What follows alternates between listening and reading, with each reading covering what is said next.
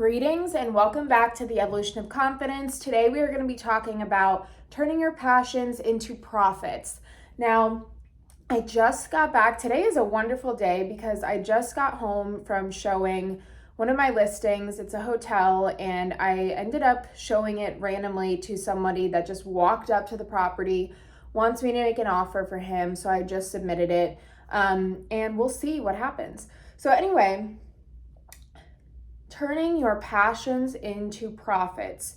And maybe this is not going to be the most traditional advice that you've heard, but this is from my perspective.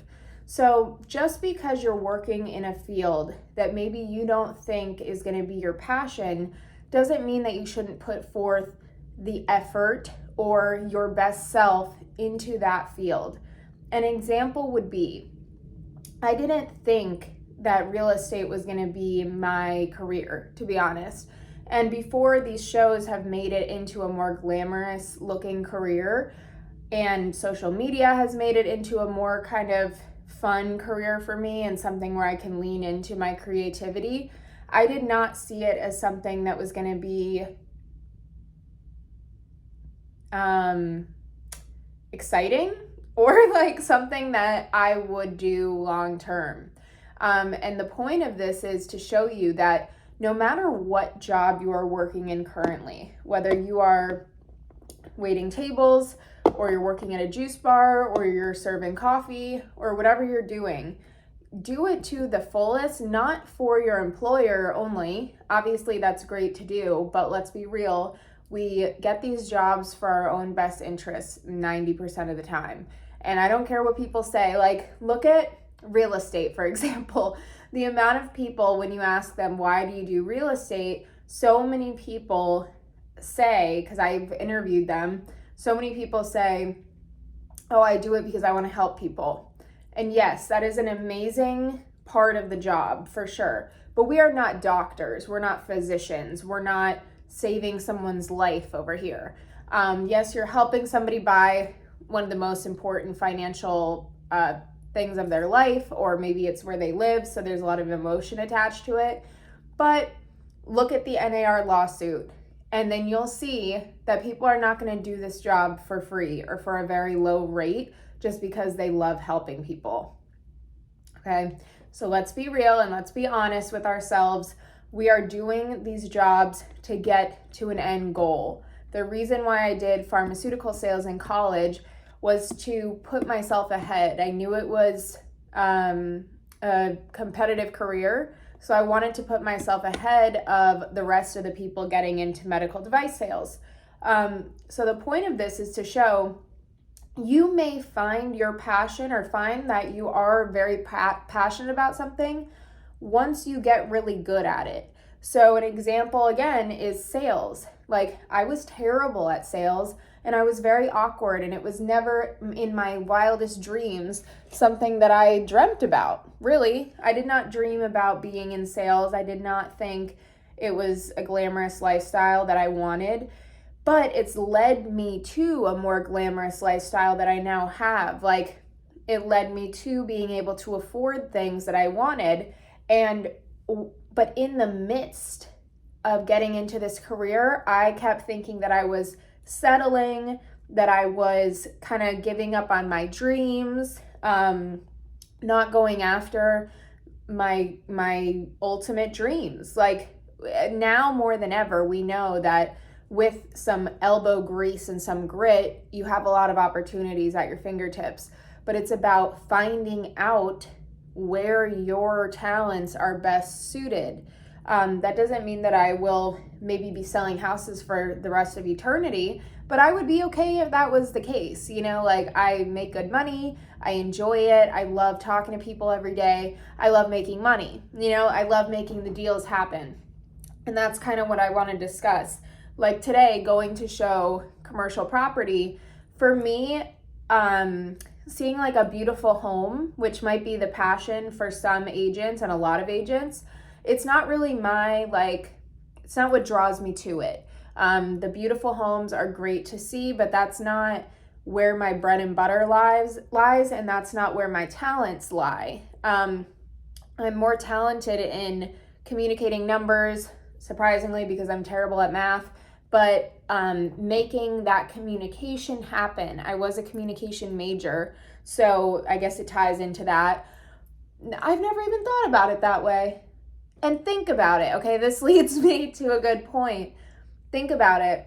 I thought communication was like the easy degree, and I wanted to be like a Juliana Rancic, something like that, like a host. And I never thought that it would help me working in a financial field, because commercial real estate is very much about finances and do the numbers make sense. It doesn't even matter what the property looks like.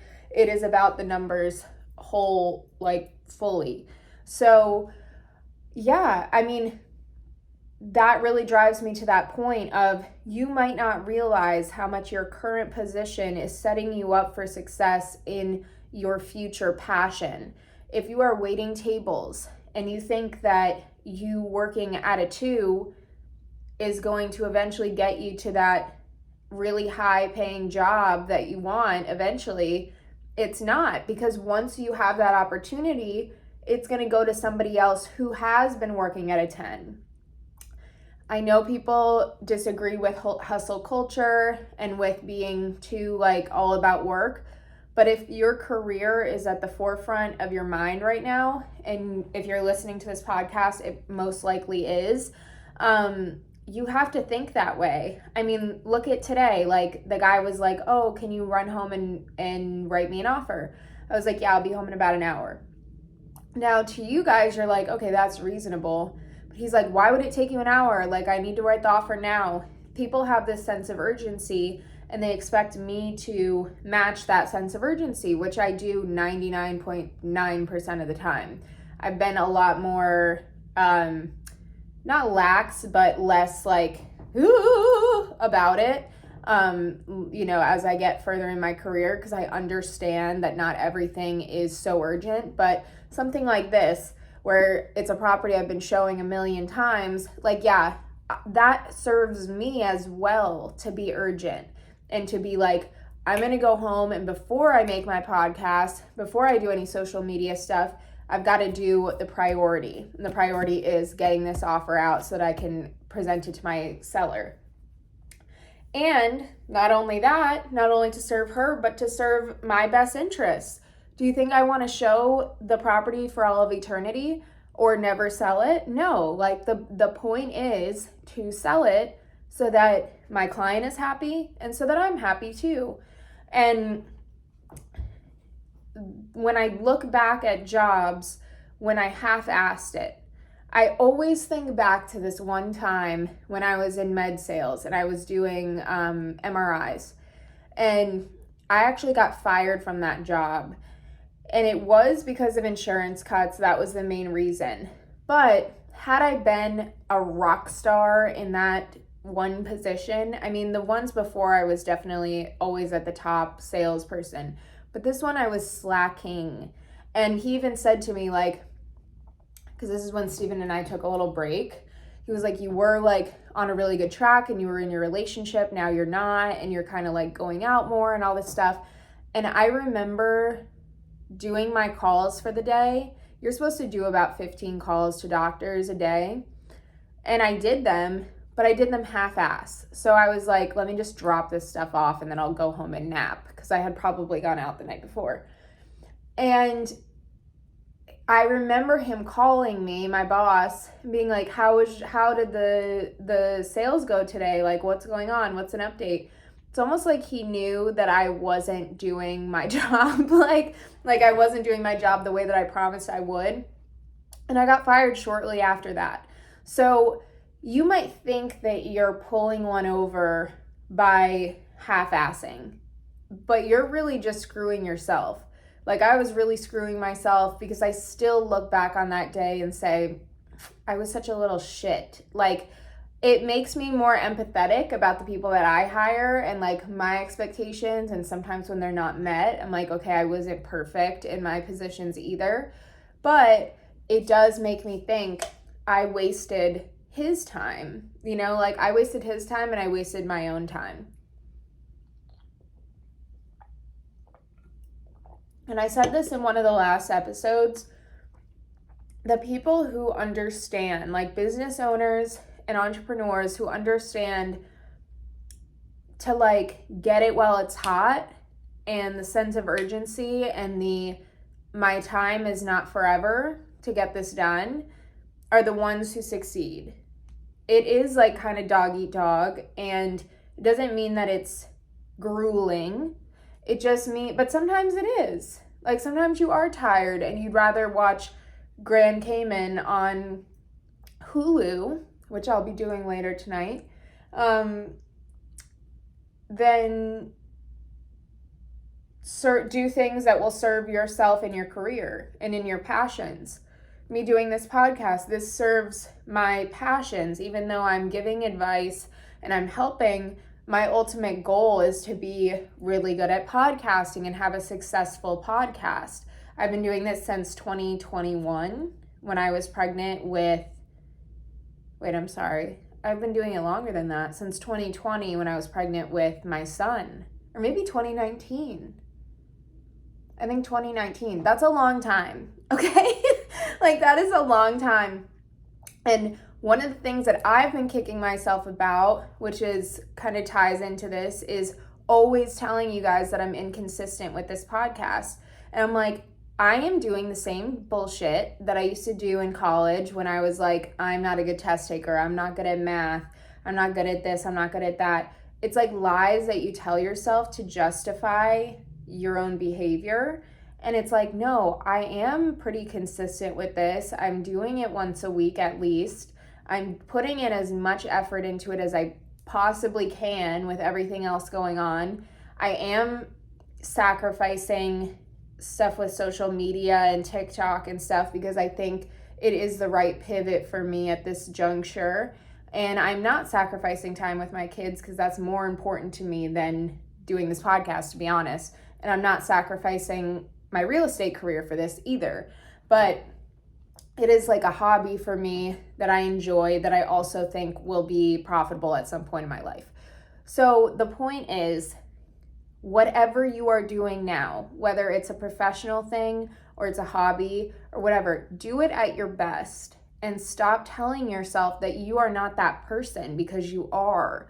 You are just putting yourself in a box. Like if you're like a cute girl and you're listening to this and you think like me being cute is not, that's like my thing, and like being smart isn't, or maybe you're like, I'm really good at like, I don't know, being active and I was always an athlete and like smarts are not my thing, or whatever, like whatever combination you think you are, challenge it and say, maybe if I just focus on what I am good at and focus on the fact that I am doing this, that, and the other thing on a regular basis, or be real with yourself and say, what can I be doing better in my current position?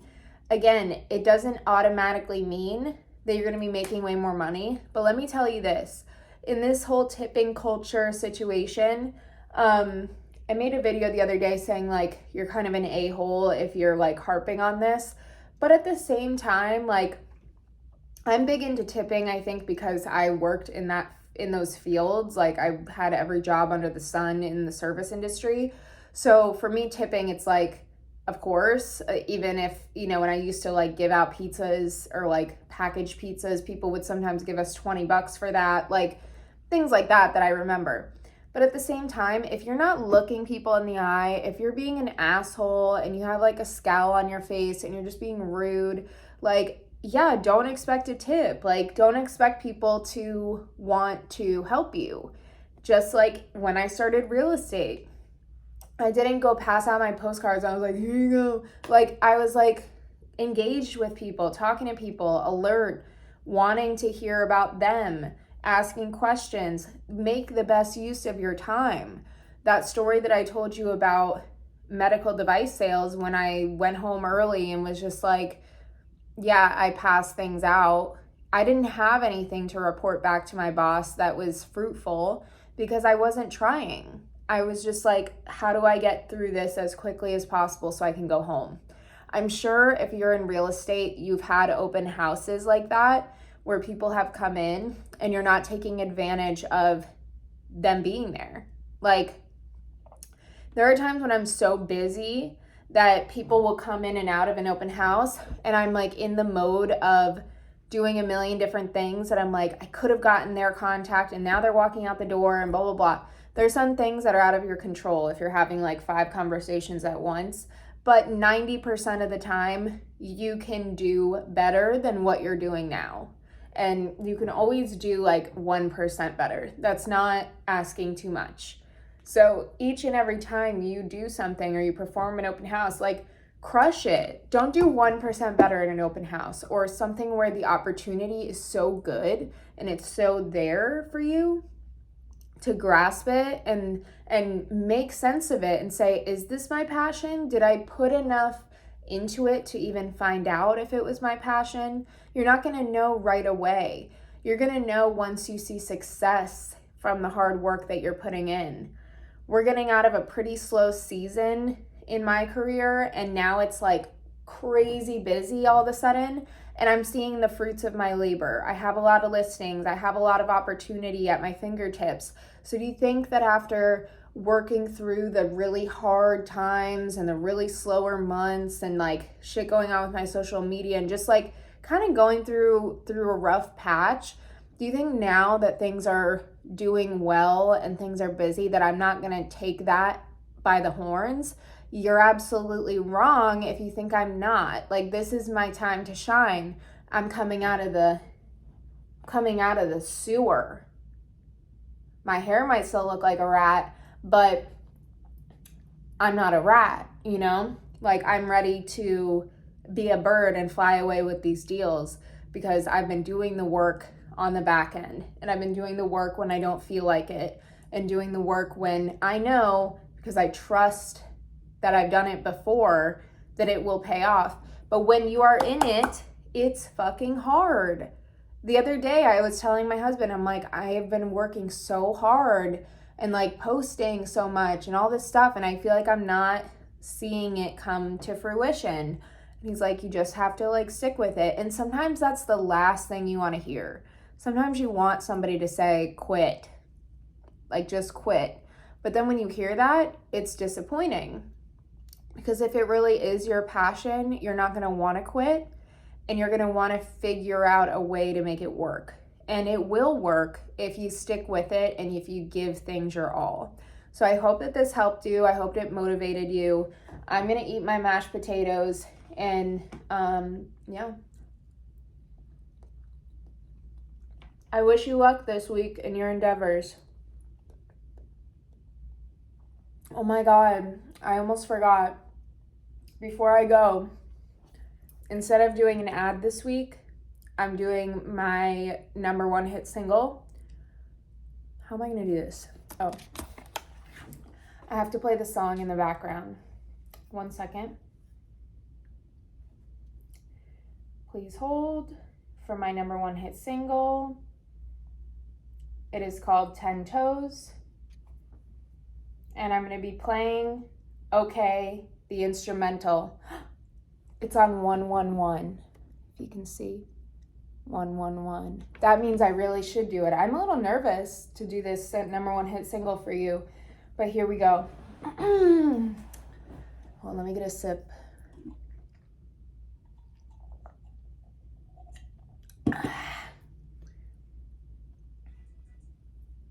Okay, wait.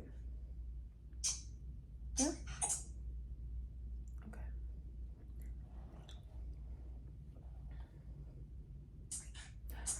Oh, you're that bitch. Trust me, that's not a compliment. In one ear, out the other. Why are you always talking shit? I don't have the time for it. Got a blast, have to split. Babies need me, husband sees me. I'm a little busy bit. Office is across the bridge. Open house is weekly raging. Are you boss or are you the agent? Who's your daddy, Keller Will? You know I always put the bill. You know my name's on the wall. I always trip, I never fall. I hate going to the mall. Never liked a crowded place. Some of us just like our space. That's why I'm autonomous. Wrote the book to capture it. Benefits that we see when speaking out. So true to be. Got a market May 15. Cause I make my bread selling like a hero. Write it down. 4710 Northeast 27th Ave.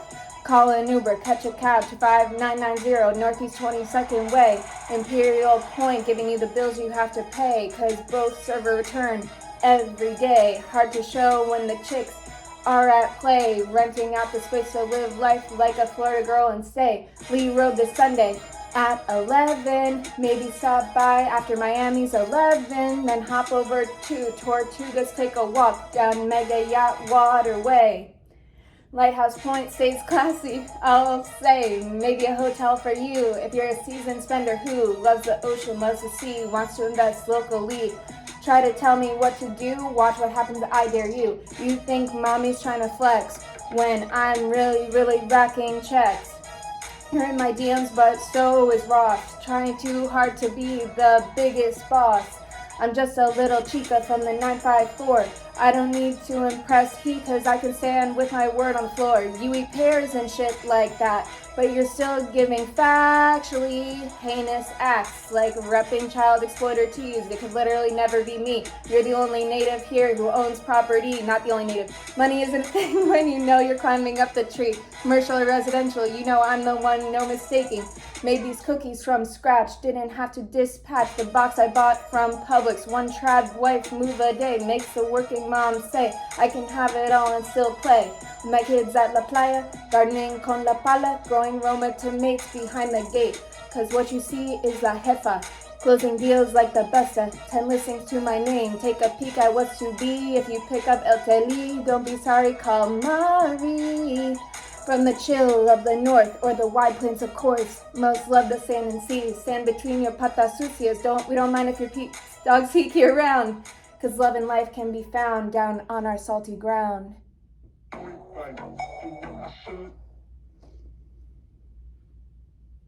So kick off your shoes and run into El Mar. Who better to guide you than yours truly, Love, Mar.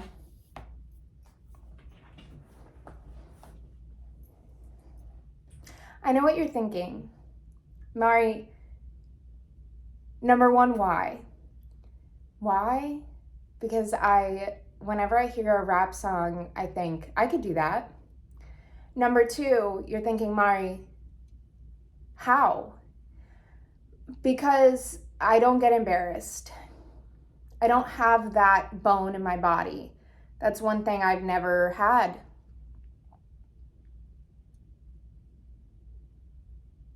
I used to break dance in the middle of class, like out of nowhere. I'm not embarrassed, ever. Is it dangerous? Yes. Don't be sorry, call Mari. Have a great day and come to my open house on Sunday at 3206 Leigh Road in Hillsboro Shores. Beautiful home, 1,065,000. Excuse me. Then Stephen and I are hosting an open house, 2 open houses that I mentioned in the song, one at 4710 and one at 5990. I will put the address in the description, but those are going to be on the 15th of May, and I'm giving away a $5,000 Aroma 360. So I bought it. I'm not going to be using it for my own home, so I'm giving it away at these open houses. So you have 2 chances to win if you come to those open houses on the 15th. Okay, bye guys. Love you. Peace.